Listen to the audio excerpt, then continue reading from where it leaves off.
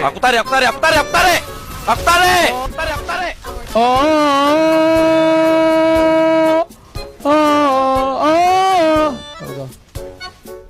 So, kawan lama, my best friend. You are the best. Best friend lama, kawan lama tu.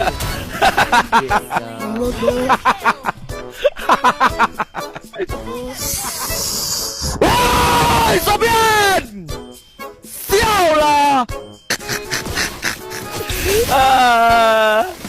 Kepuasan. Nak buat lagi boleh tak? Wow. Your team destroyed. Marah kau ni. Dorang tengah stream lah, dorang tengah main.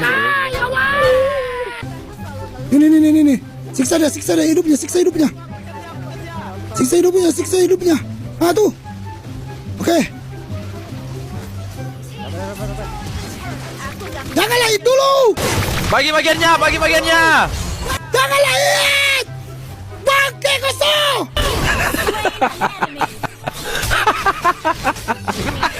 Slain. So kenapa kau buat macam tu so? Apa tu? Apa yang teruk sangat tu? Buat bertenang sikit boleh tak? Bawa bertendang. Kau nanti glue naik atas aku tembak kau bangke. Aku tunggu kau. Aman. Okey.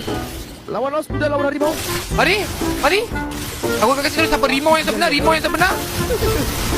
rimau yang sebenar. Wah, kawan aku tak ada ni. Dia bukan kawan ni. Mana boleh guna aku macam tu tu? Berdosa dorang. Dia berdosa dorang kan?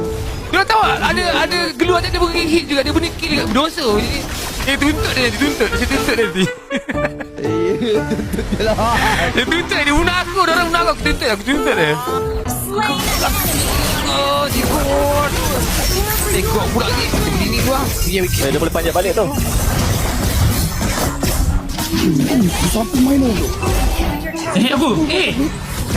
Sobian! Si So memang sengaja kita untuk kalah doh. Aku tak tahulah dia ni. Dia memang mau kita kalah. So kau betul lah so kau ni. Benar. Kau ni betul lah so. Aku punyalah tak pernah sabotaj kau so. Kau buat aku macam tu so. Kurang ajar dia. Kau sini kau dulu. Woi. Jap tali aku jap.